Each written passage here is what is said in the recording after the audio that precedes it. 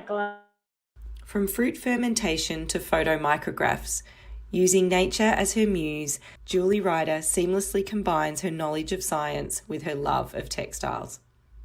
Julie is a practicing textile artist, designer and educator based in Canberra, Australia, who has gained national and international recognition for her work. Originally trained in science, Julie retrained as a textile designer and started her own design studio focusing on designing and hand printing fabrics for homewares, fashion and interiors. The reoccurring theme in Julie's work is to challenge perceptions of the dichotomies between chaos and control, perfection and imperfection, questioning the concepts of beauty and veracity. Arts residencies at the Australian National Botanic Gardens, CSIRO, the National Museum of Australia, Bundanon, Ireland, Iceland and Canada, to name just a few, have all inspired continued research and have produced significant bodies of work, all whilst making some amazing discoveries along the way. Julie has been the recipient of many awards, grants and commissions, and her work is represented in numerous public and private collections. And today we are honoured to have Julie as our final Friday feature artist for 2020. So without further ado, let's get started. Hi, Julie. Hi, Ange. Thank you so much for joining us today. I know it's Hear me? I can hear you. Yeah.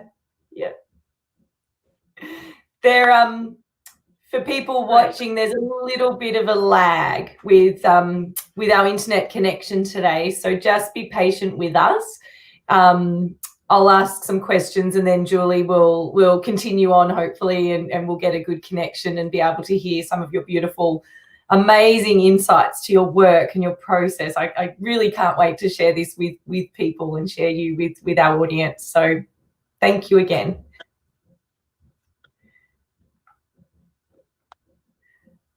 Thank you. We've definitely got people watching, Julie. We've got Marilyn. Hi, Marilyn from Kia ora. So from New Zealand, that's beautiful. Oh, and from Canada, Laura from Canada. That's amazing. Hi, Laura. And Elizabeth from Kyneton in Vic. Thank you. Hope it's cool up there, Elizabeth. It's warm down here in Melbourne. And Catherine from Auckland. Thank you, guys.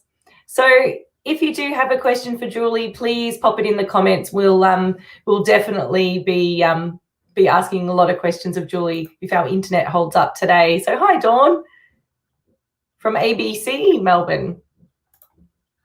Okay, so Julie, for those, how are things in Canberra anyway? How are you?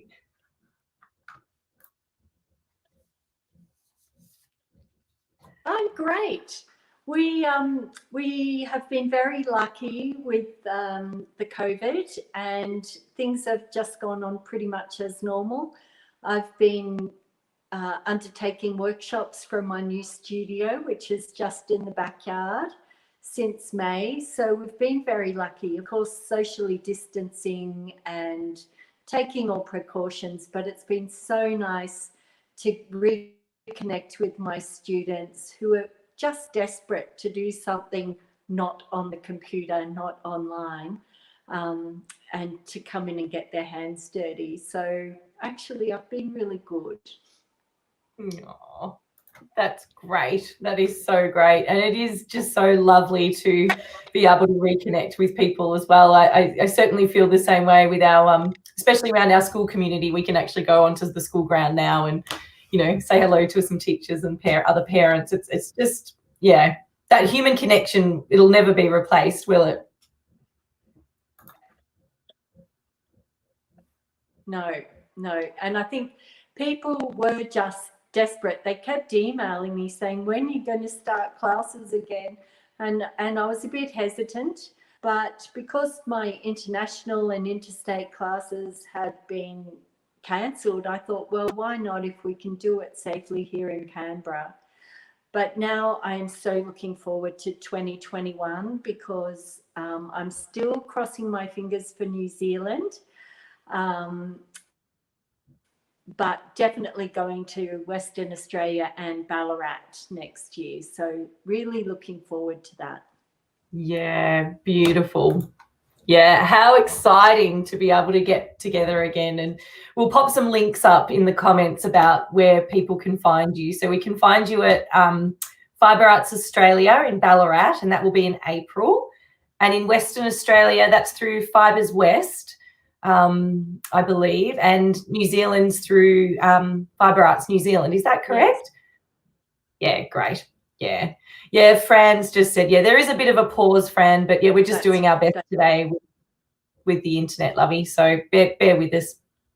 That's awesome, Julie. I'm just so pleased, and I've been lucky enough to help you out on one of your courses that you were doing a couple of years ago, and you're just an amazing tutor, and everybody just raves about your course, and the work that was produced throughout it was amazing, and I just loved the color and your workshop was just alive, and it was amazing. So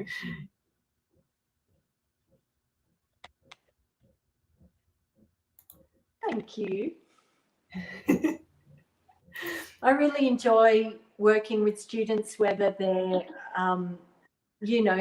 first-time beginners or intermediate professionals. I love just working with people in that extended workshop environment, because you really can get through to people with the techniques and then start to nurture them and mentor them on their creative ideas and what you can do with that technique, because a technique is just a technique until you turn it into your own. That's beautiful. A technique is just a technique until you turn it into your own. That's beautiful.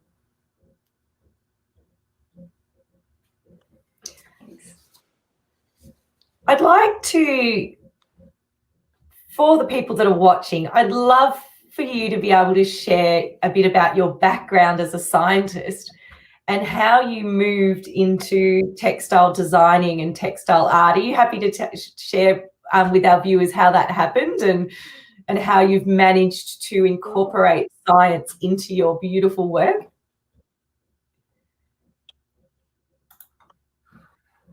Absolutely. So at school, I was totally immersed and totally focused on art. And I really enjoyed doing it, but I actually didn't enjoy my art teacher that much.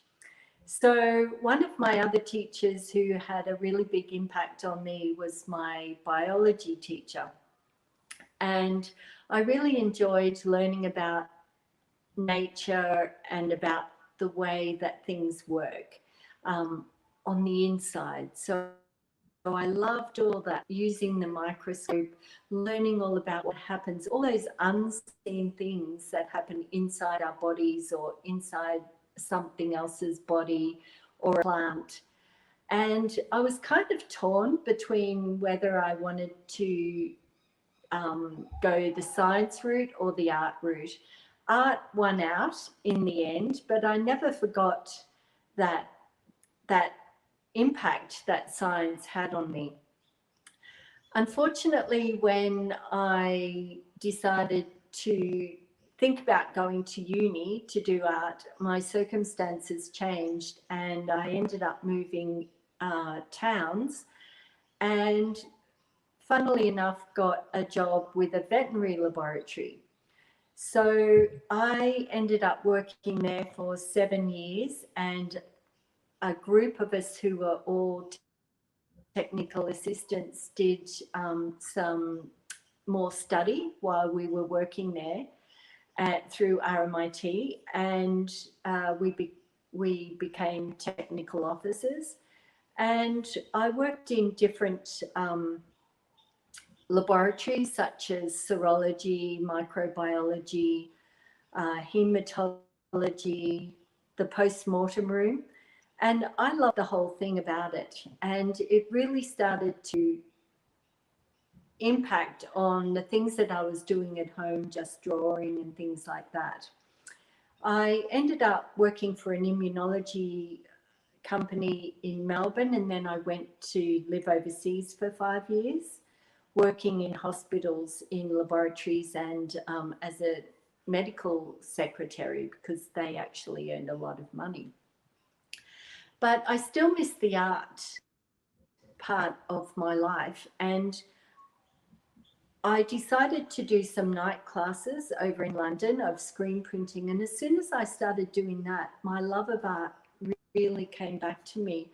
So my mum kept nagging me to move home because I said I was going for a holiday, and I went for 5 years. And I was starting to run out of money. So I came home when I was 28 and enrolled in Melbourne Institute of Textiles to do ostensibly to carry on with textile printing, but I learnt so much in that studio textiles course about dyeing, spinning, weaving. I just had a ball. It was the best course I'd ever done, and I haven't stopped since. So I've now been out and practicing for over 30 years. I worked for a small print company when I first graduated for 2 years, and then because I was a mature age student, I knew exactly what I wanted to do, and that was start my own business, screen printing for homewares and accessories. And that's what I did. So I had a studio in North Melbourne, and it was about 7 or 8 years. I was teaching at RMIT Textiles and met a man at a conference in Canberra and ended up marrying him and moving to Canberra, which is where I am now. And the best thing about moving to Canberra was continuing on with my study in the arts. So I went to ANU and started and completed a Master of Arts, 2 years, Master of Arts in Visual Arts. And that, in a funny way, reconnected me back with science again. So all that fermenting fruit onto fabrics, I got to use the scanning electron microscope. I got to use a laboratory where I could carry out experiments. So the whole thing kind of came full circle again. And I realized that my arts practice was really heavily allied with science, and that I could build this hybrid practice between art and science, and that it was valid. And it was something that back in the late 1990s, the early 2000s, not many people were going down that route just yet. So yeah, it opened up a whole new world for me.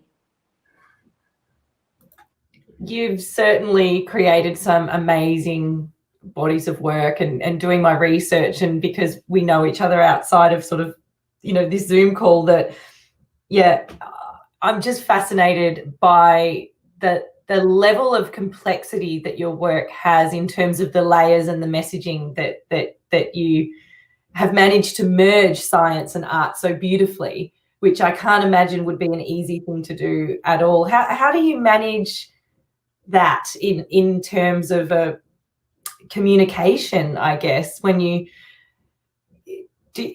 It must be something that's quite difficult to do, I would imagine, for the common person.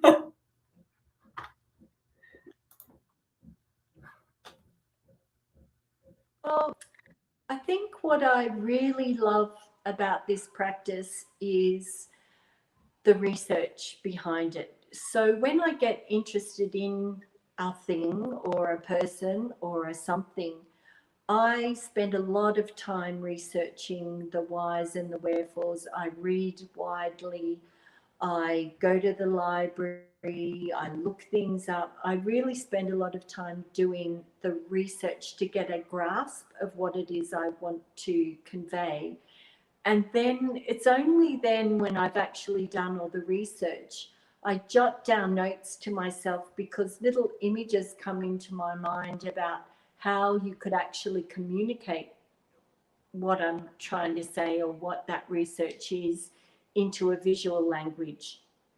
And so from these jottings down or ideas, I will then start to think, well, what material would actually give me the best way to talk about this work?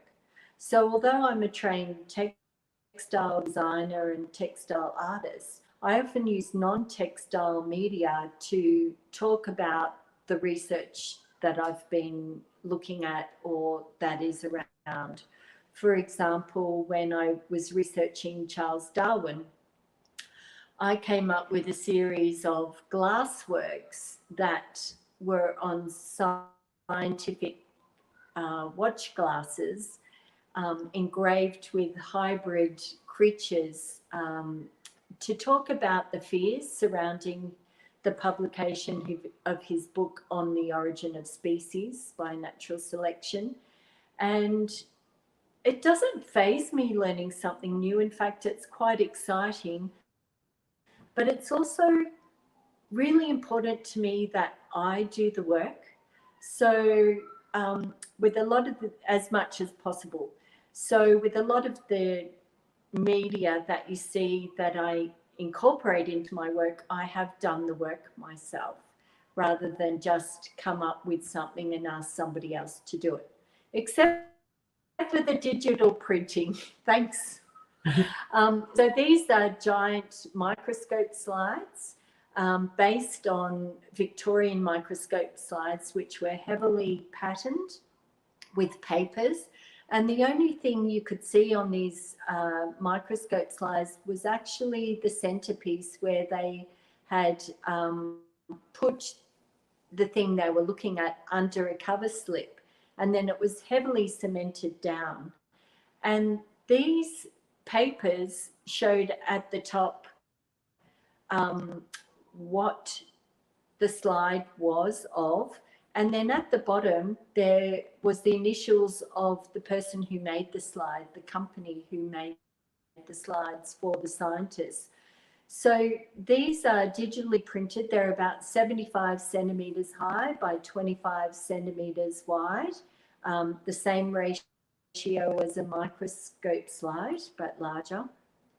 And I've made up the digital images that were printed, but if you look into the center of these, I've actually pressed real seaweeds and cemented them onto the glass with another cover slip. And this series of work pays homage to the unknown women botanical collectors of seaweed that we had in Australia and overseas in the 19th century. It was part of an exhibition I had early in 2019 called The Hidden Sex. And I was looking at the women who used to go and collect for male scientists, but the women never really got acknowledged. So women like Anna Atkins, for example, you can see some cyanotypes on the right-hand side there. Anna Atkins was the first female photographer, and she used this cyanotype process to actually record every species of British seaweed, going by William Henry Harvey's Phycologica Britannica. And she did every single cyanotype herself and then bound them into books. So there are over 400 of them. And she became known for this work and is still well known for this process and this work today. So I produced some seaweeds that I'd collected myself onto cyanotypes that you see here, but I also produced the cyanotypes on vintage handkerchiefs, and I called that piece Submerged because I wanted people to think about these women would have had to have collected seaweeds wearing the dress of the 19th century, boots, petticoats, maybe crinoline, gloves, hats, everything. And then to wade into the water to try and grab that elusive seaweed, they would have been knocked off their feet. Their whole clothing would have got wet. It's hard enough me collecting in just shorts or something like that. And I cyanotyped them in different shades of blue so that you would feel like the piece was actually moving and floating and that you were in that world as well. But I called it submerged because of the women of the 19th century were submerged socially and academically in whatever profession they wanted to do. They just couldn't do it. They were seen as decorative items for the home. That's amazing. I absolutely loved that exhibition. I didn't see it in person, but the work I'm familiar with, and it's just beautiful, Julie. Did you want to talk a little bit about how that came to be? So you're a big fan of arts resident. When I say big fan, you really, really focus on attending arts residencies, and you go to arts residencies with a purpose.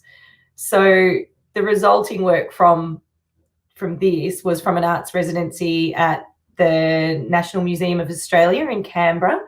Would you like to talk a little bit about why you wanted to go there? And I guess whilst you're talking about that, just arts residencies in general, how you choose one, and then why you choose one, and then maybe some of the resulting work from it. That would be great.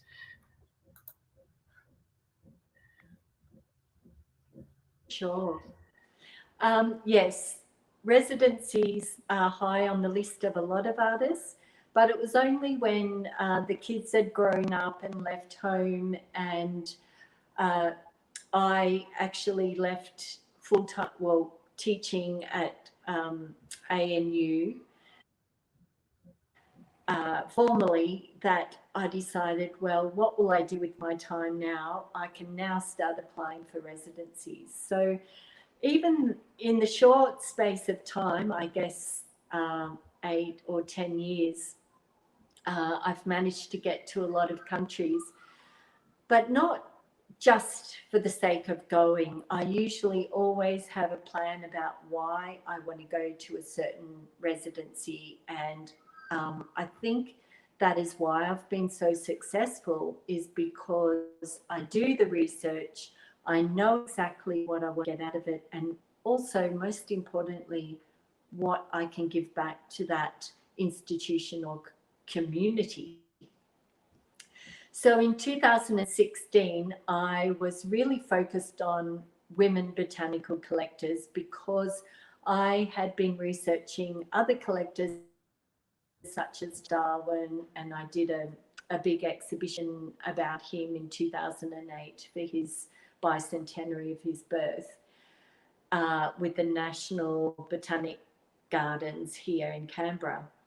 And I kept looking at all these women, hundreds of women who collected for other scientists such as von Mueller and others, Gunn, other really well-known collectors.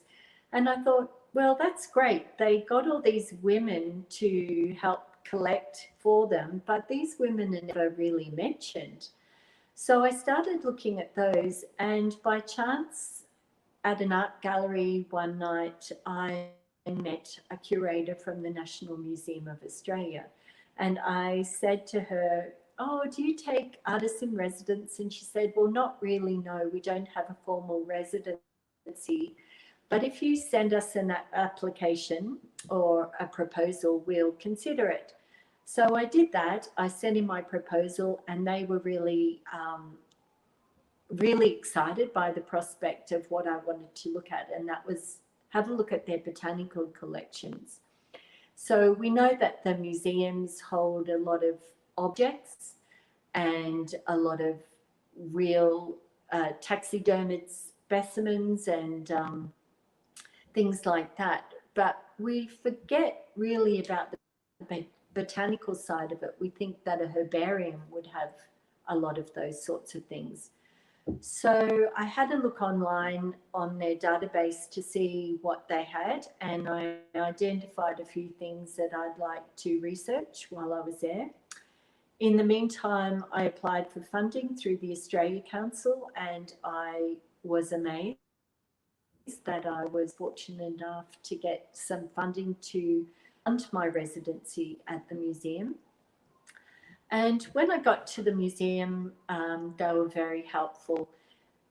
And they showed me a desk with a computer on it, and that was my working space for the next 3 months. And I thought, oh, this is not what I thought it'd be like. I thought maybe I'd be looking through things in stacks or in compactuses or something like that. But no, it was very hands-on. But what I did see on that database was two amazing albums, and they really caught my attention. One, because they were both anonymous, and two, because they were filled with seaweed. And I thought, wouldn't it be so cool if I could find out who actually made these albums? But these albums had been bought at auction 3 years before I even arrived at the museum. And I wasn't even allowed to see or touch them. I could only look at the high-res images that they provided on the computer. So the curators had all tried to find out who had made this album in particular. And they don't really have the time or the resources to devote to just certain objects. So I thought that'd be an interesting thing to do, and I really like mysteries. So for 3 months, I sat in front of images from this book, and I decided to approach it quite logically and went through every single page, every single specimen. There were about 400 specimens in this album. I took the clues from the dates. So we're looking at the dates between 1854 and 1888, I think, in this book. And we know that the collector came from Ireland because there's some specimens in there from the north of Ireland. And they also came via the Cape of Good Hope because there's a few specimens from the Cape of Good Hope. So we were thinking this is going to be a woman who migrated from Ireland from the famine, perhaps, over to Australia and then settled in Melbourne because the bulk of the specimens were collected from Port Phillip Bay. So it's known as the Port Phillip Bay album. And I looked through every specimen, wrote down the base of collection, the year, the specimen type, and I just kept every day, maybe 7 or 8 hours a day, working on this and Googling and trying to find out as much information as I could about collectors of the 19th century seaweed collectors. And right towards the end of my residency, I did manage to find who had collected this album. And in the course of that research, I realised that there were albums in other collections in Australian herbaria and libraries and universities that were actually by this same anonymous collector who was really just a citizen scientist. But I've found 15 albums so far and connected them all together. So not only was it great research, but it gave back to all those institutions who had thought that these albums had been attributed to other collectors, other more well-known collectors of the 19th century. So it was great to actually do that. Then the museum was just so overjoyed because they can't actually display objects if they don't have a story, because the National Museum of Australia is about storytelling and the stories behind objects. Once we found out who the collector was, it was great. We could get the album out of storage, and then it was on display for a short time. And I ran a kids' workshop in conjunction with that about the nature collector. And we also did a media call where we managed to get in contact with the relatives of this gentleman who had made the album. And that has been one of the highlights of my career, really. Connecting people with objects from the past, retelling stories, and reconnecting it back to the future, and showing how objects that are put away can sometimes tell you more about things that are happening in your world now than they could have before. So I've met the relatives. They came to my exhibition, which was called The Hidden Sex. And although the collector, the anonymous collector, was a man, I still forged ahead with honouring women in that exhibition. So I kind of won on both issues, really. Yeah, yeah. It's just such an incredible story, and we've actually documented the full story. So from the beginning all the way through to your trip to Ireland and meeting the family. And we've put a documentary together for Julie, which we filmed ages ago, and we've just been very we just need to get it out to the world now. It just can't wait any longer. So we'll be publishing that very soon, so people can hear the story from in all its detail. It's just an incredible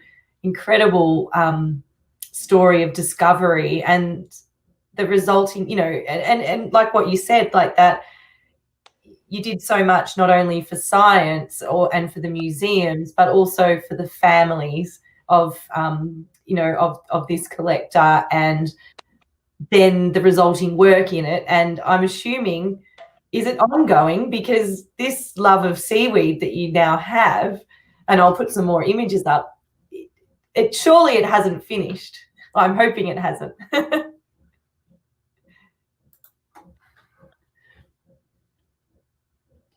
Of course not.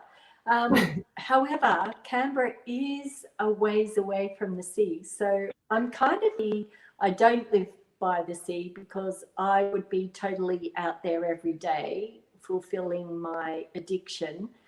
But it means that I become more focused. So every time I travel, if there's a beach, I'll be on it, just collecting to add to my knowledge about seaweed and what it can tell us about the health of the oceans that are in now, about climate change.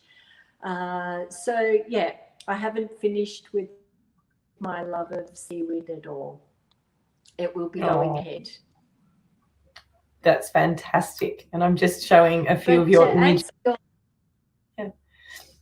Oh, thank you. Yeah.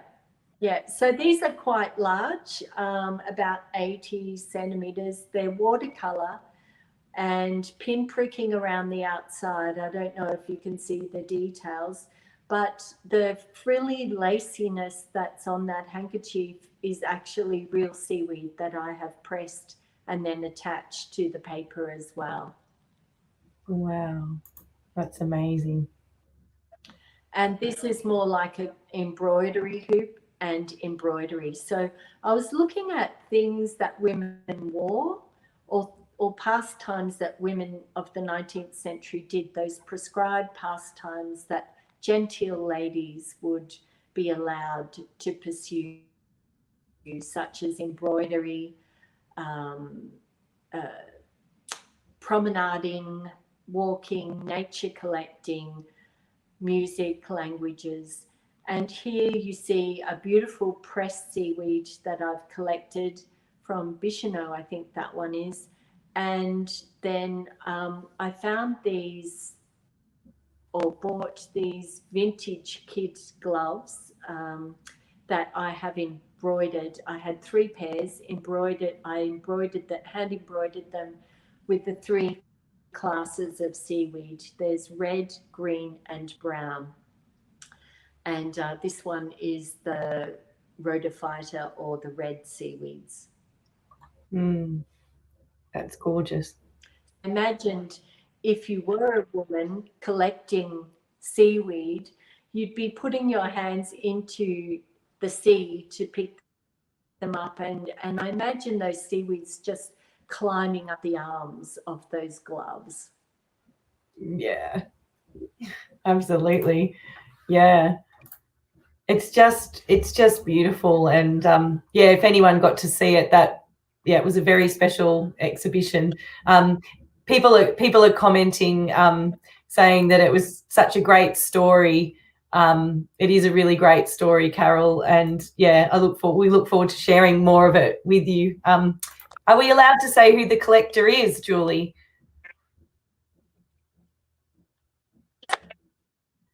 Oh, absolutely. It was a man called Charles Morrison, and he was Irish. He came out to Australia in 1854 with his wife and a couple of kids. And his albums are in the collection of the Sydney Herbarium, the Royal Melbourne Herbarium, the Melbourne University Herbarium. There's a collection in Ballarat in the University Library there. And the museum, of course, the National Museum of Australia had one album, but when I connected with the family, an elderly gentleman came forward. He was a part of the family that didn't know the other part of the family, and he actually lived in Canberra, and he donated his album to the museum. So now they have 2 albums, which is fabulous. So there's also 1 or 2 albums in Ireland. I went over to the Ulster Museum to have at their collections and to distinguish which specimens were collected by Charles Morrison and which were collected by his friend, whom he collected with over in Ireland, called William Sawers. Gorgeous. A couple of things you said since our time chatting sort of resonated with me, and one of them was this citizen scientist. I love that concept that we can all be scientists and help. And Catherine here said, how amazing. Maybe we should all try and look doing some things like that because of what you've said. And the museum people can deal with everything in their collection. They literally can't deal with everything in their collection. So you've done an amazing job helping all these different herbariums across Australia and the world, connecting everything together. It's incredible. Yeah. But it's also fun.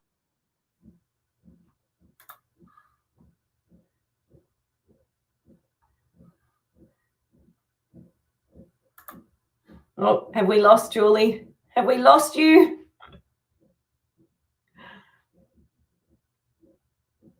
Oh, I'm hoping Julie comes. Oh, here she comes. I mean... Oh, she dropped out, guys. Here she is. She's back again. Can you hear us? Have a glitch? Yeah, it was a little glitchy. We got to because it's fun. I can't hear you. Ooh. Can you hear me now? Ange? Yeah, I can hear you.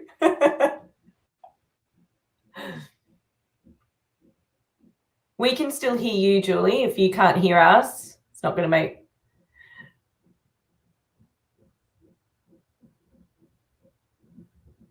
Maybe try logging back out and logging back in, but we can hear you and see you.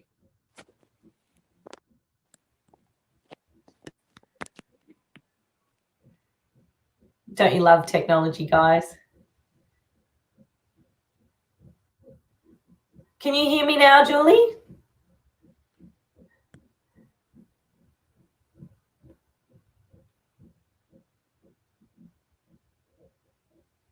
No, it looks like Julie's lost connection with us. Her internet's been very poor, so we're doing it through her mobile phone. Yeah, I got you.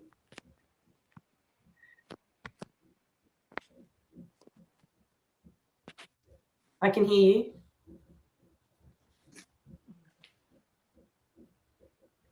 Can you hear me now, Julie?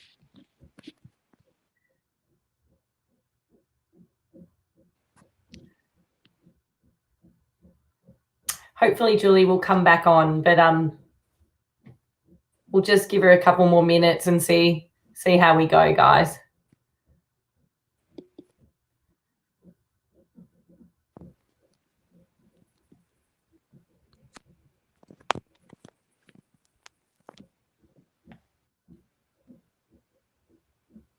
Can't hear. Yeah. You can't hear us, Julie, but we can still hear you, lovey. So maybe we'll try again.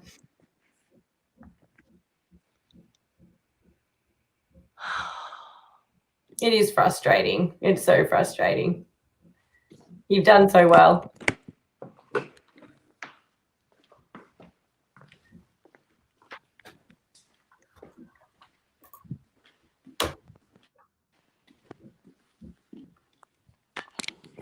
So whilst Julie's working out her side of things, I'll show you some more of her beautiful slides that, oh, there she is. Hello.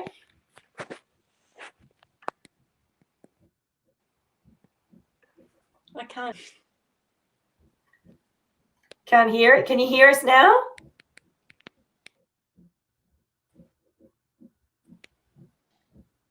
No. Nah, not working.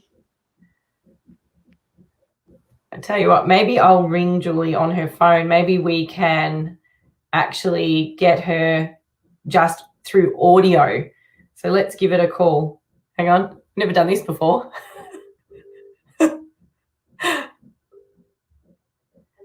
Hi, Julie. I thought that maybe we could put you on speaker through my phone, and maybe we could just do like an audio one, and I can show pictures as you're talking. Shall we give it a go?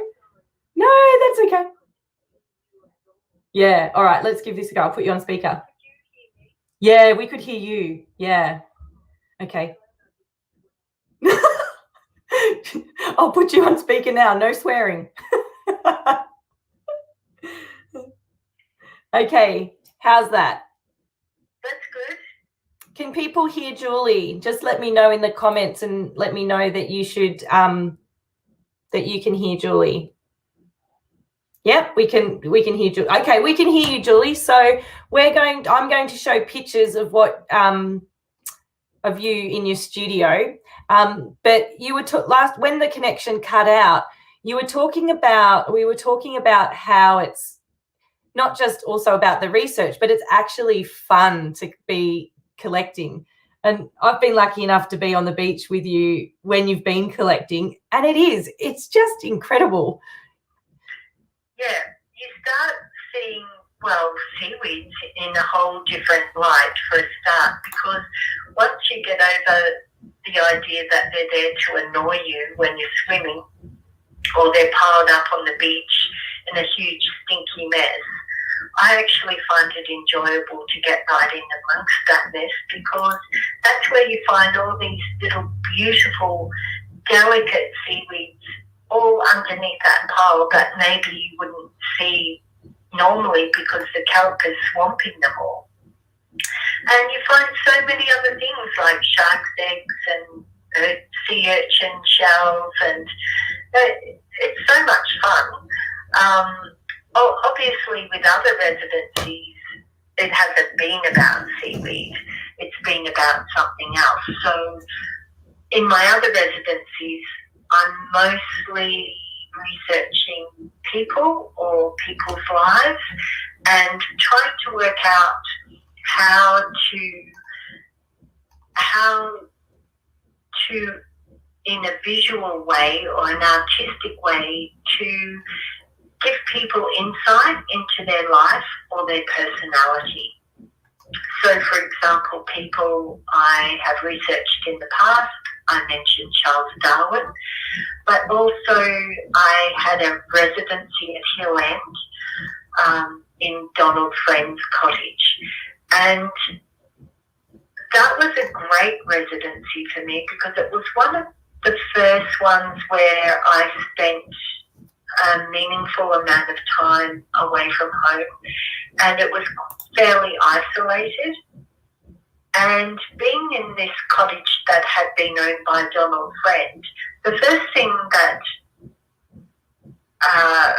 struck me was, why is it called Donald Murray's cottage? And so it made me start reading Donald Friend diaries and really researching the relationship that had happened between Donald Friend and Donald Murray, his partner of a short time, but it was a very tempestuous and very, in a way, long-lasting relationship, because Donald Murray ended up with that cottage that is now run by National Parks and also Bathurst Regional Art Gallery to act as an arts residency. There are two homes or houses, cottages in Hill End, one that was owned by Jean Millett and one that was owned by Donald Friend, which is now Donald Murray's cottage. Obviously, everybody has since died, but those cottages are kept in their original condition for artists to go and have some time out and to kind of look into the history of Hill End and its surroundings as well. So at night I would read the Donald Friend diaries and try and get some sort of a handle on him and Donald Murray and their time in the 1940s. 1948, I think they moved there.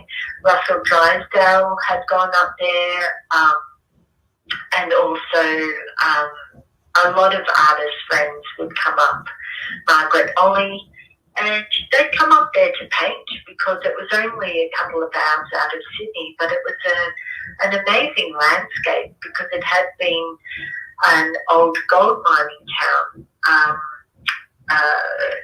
in the 1900s and the 1800s, and the landscape is really quite amazing. Yeah.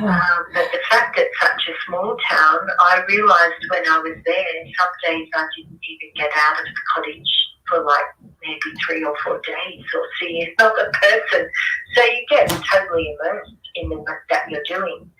And there I was looking at relationships in the end. I didn't think that's what I was going to be doing, but I looked at the relationship with the land that people had, the mining community, and also I always think about the women in that situation. So you see these old photographs of miners' wives in these tiny little miners' cottages, and they've got children around them, and yet they're all wearing white. And you think, how on earth did you keep everything so clean and white in that dusty red dirt environment? Yeah, it's incredible, isn't it? And what they do. I've got an image here from Hill End, and it has rose thorns throughout it. Was that part of that residency? Yes, it was. And part of the deal when you go to the cottage is that you just maintain the garden and look after the cottage as if it were your own.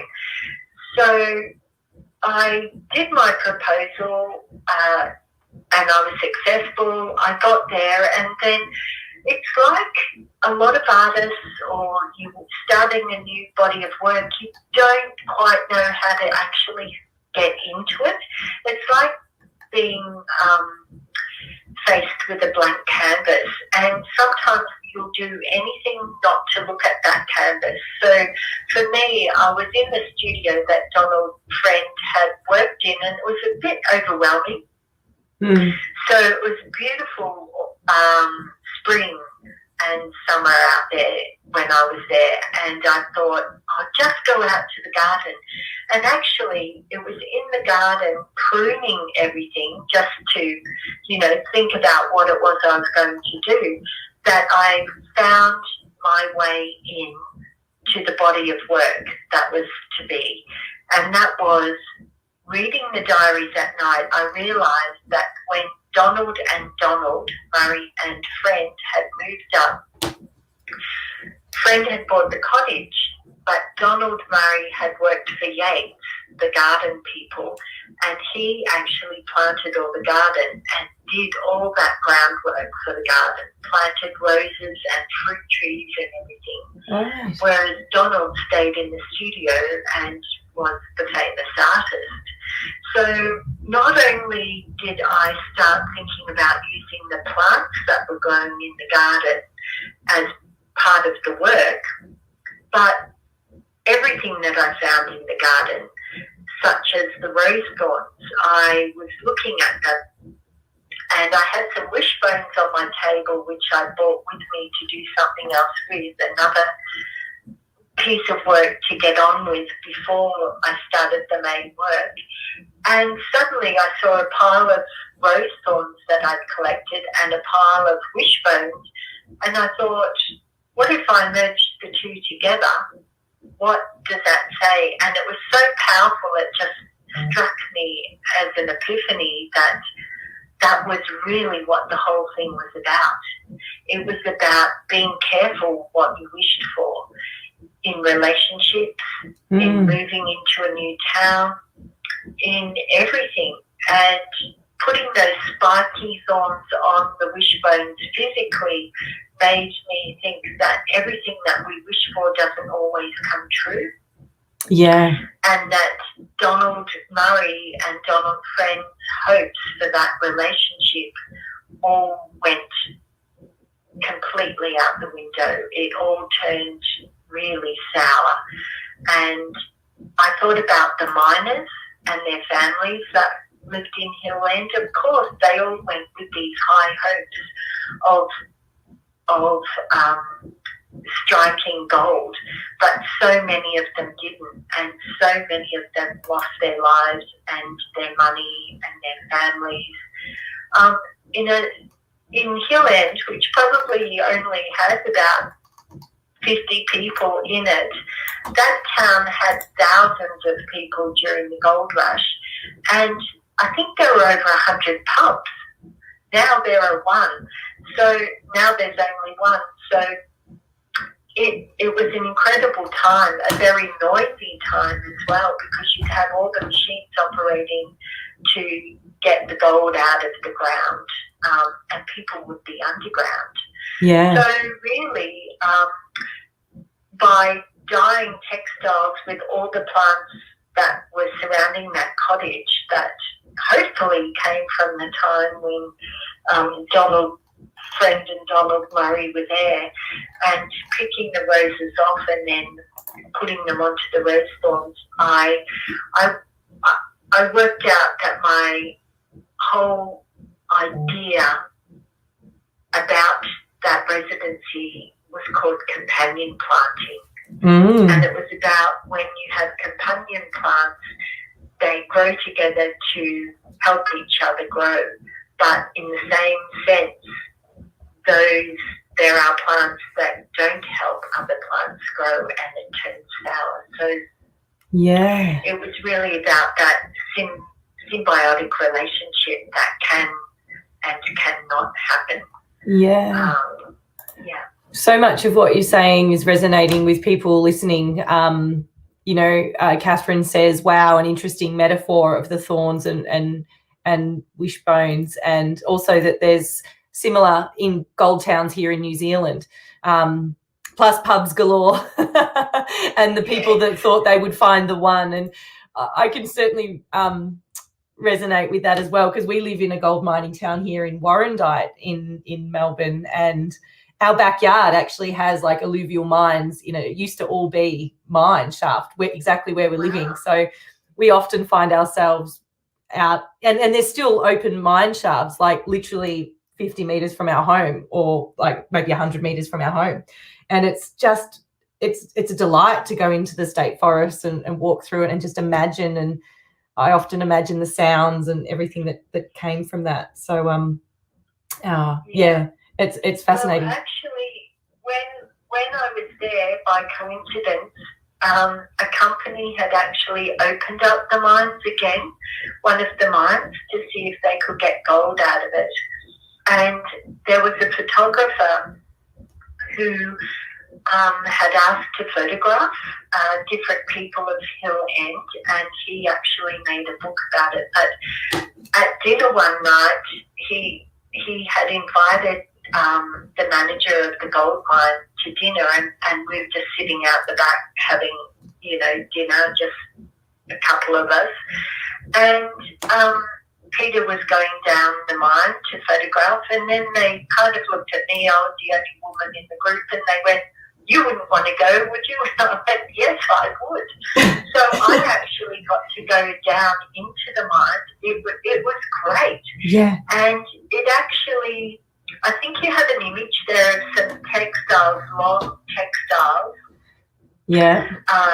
Made up of naturally dyed textiles that I've pieced together. And I'm not sure if you can see the detail, but I have actually embroidered the names of some of the mines onto that. So when I went down the mine, and afterwards they took me outside and showed me some core samples of the drilling and how they look at those core samples to determine whether there's any gold in that area.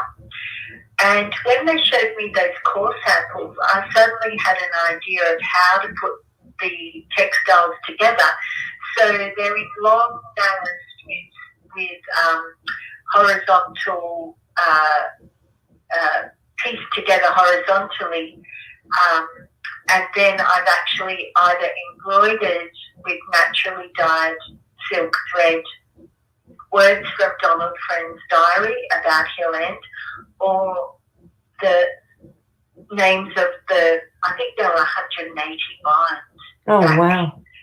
Yeah, back in the 19th century. And so I embroidered some of those mines' names on them that were about being lucky or high hopes, for example. I can't remember them. It was 2010, I think I was there. So 10 years ago, I'm struggling to remember off the top of my head.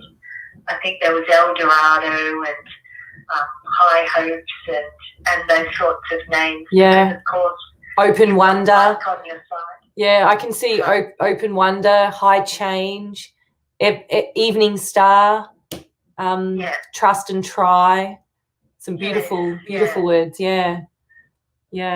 I love this piece, and it's the front page on your website, and we'll pop a link up to your website so people can jump on, and that's where you, if you'd like to find out more about Julie's workshops and her beautiful work, and follow along on the journey.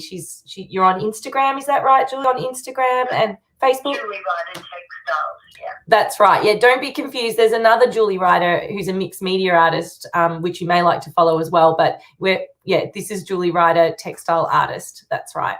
But what I was going to ask with this piece was, because when I look at it, it's so beautiful, and I go, oh, that's nice. But how do people, or how as an artist, if you're not exhibiting, or even when you're exhibiting, how do you tell the story of a piece when someone's walking through a gallery? Is that quite a challenge? Yeah. So part of the thing with my work, I don't like to see myself as a science communicator, but what I want to do is actually get people interested enough to come closer to the work. So for me, it's important that the work has visual qualities that draw people in. whether it's by colour or image or whatever. And then I'll put things into it that will make them come even closer, like you have to read this, or what does this mean?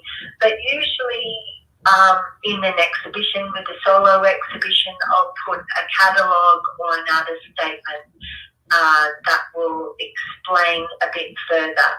So just like my research, there are layers.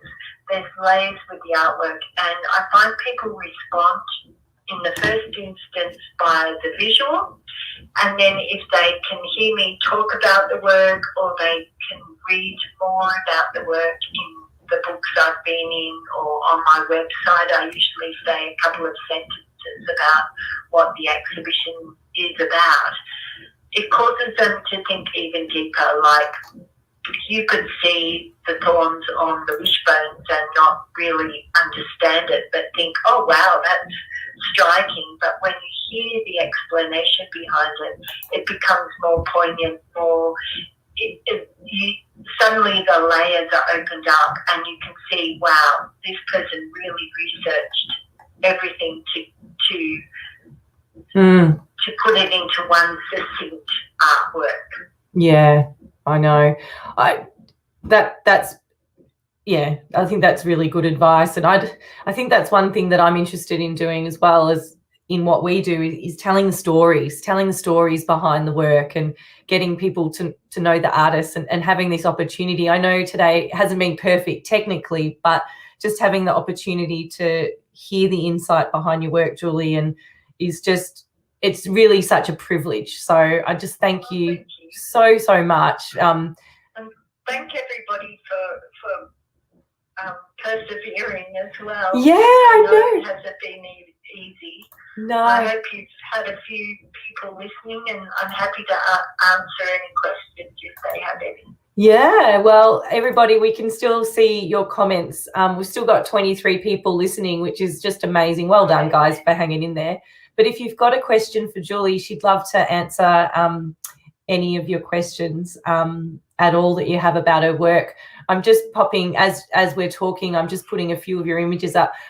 If you're up for it, we have been talking for over an hour, but I really fell in love with your images, or your photoshopped images of your macro work. Now, I've got the one on the screen of the 4 panels. Did you want to just have a quick little chat about that just while we're waiting for any questions to come through? Yeah, sure. Well, that came through doing residencies at the Botanic Gardens and CSIRO. So and also from my master's work, where I was allowed to use the scanning electron microscope to look at, I was at first looking at the fabrics that I had fruit fermented, to see whether they had undergone any radical change. So that was all part of my master's thesis. And then once I started using scanning electron micrographs in my work together with Photoshop, and I'd done a wonderful exhibition and residency that took about a year at the Australian National Botanic Gardens, working with the Cryptogram Herbarium curator, Dr. Christine Cargill.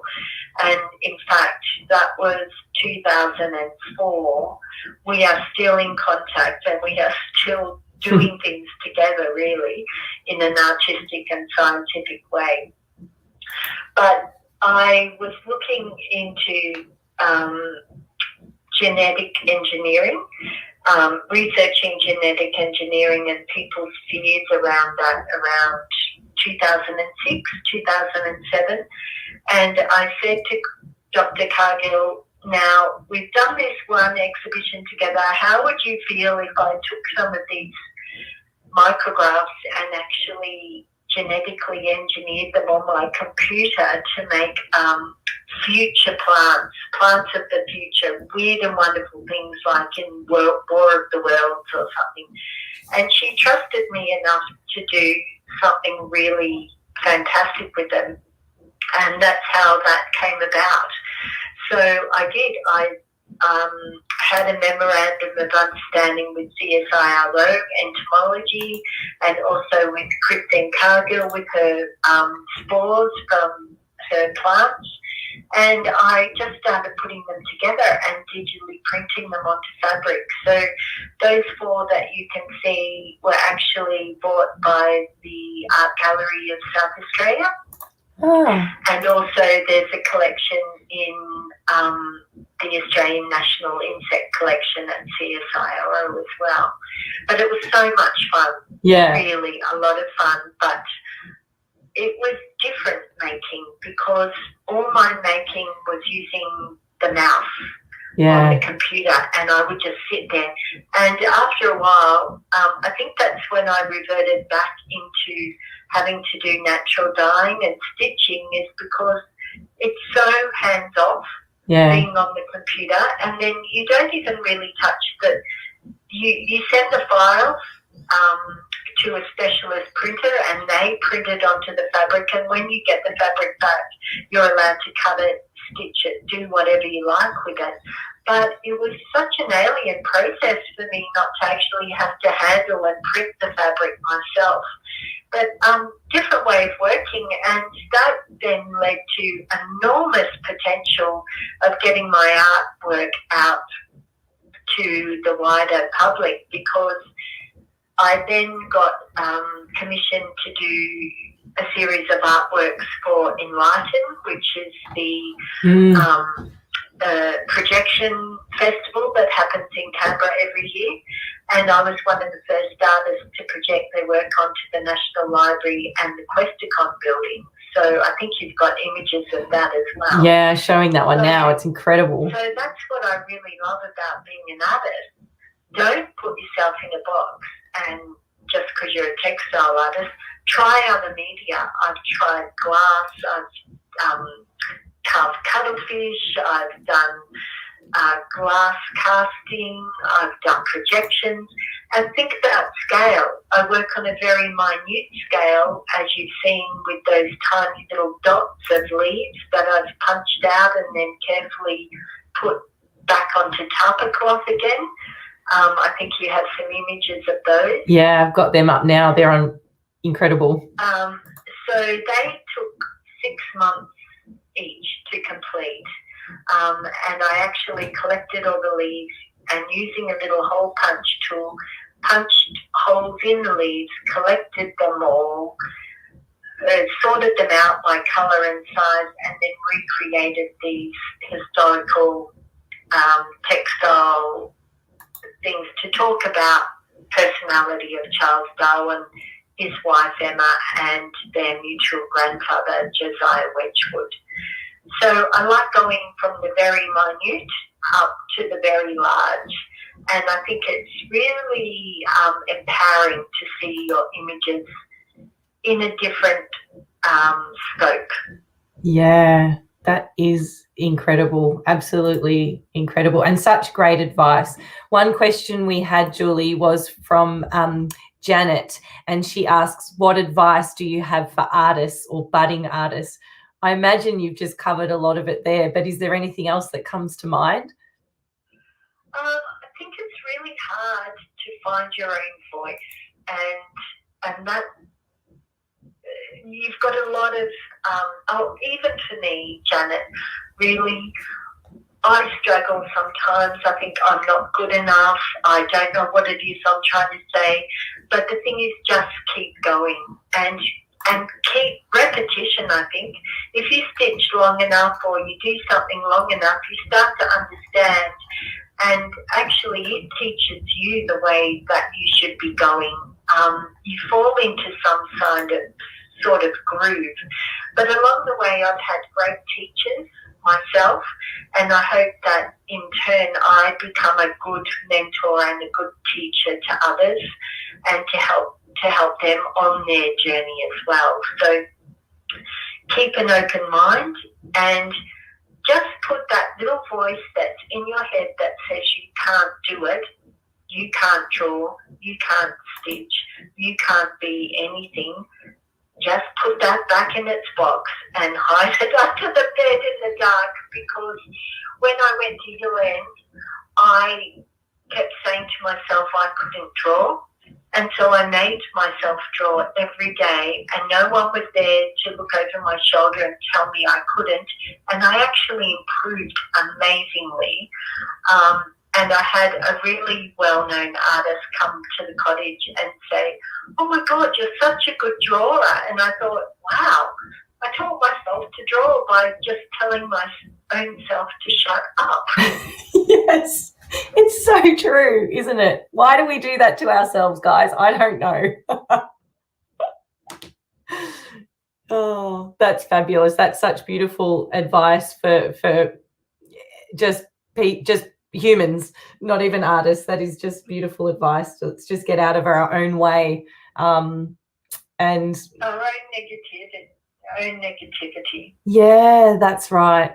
Cheryl, a lady who's watching, says, "I've really enjoyed being inspired by your connections between art and science. There's so much power in encouraging your audience to look more closely at their surroundings." She uses microscopes to explore natural elements of our rainforest here in Mount Tamborine. Yeah, with my high school art students. Wonderful. So you're a teacher as well, Cheryl. That's awesome. And you've provided some fantastic new ideas for my teaching in 2021. Thank you. Oh, great. Oh, that's fabulous.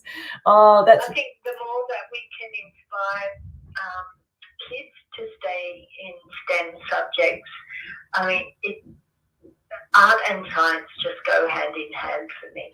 Yeah, that's so beautiful.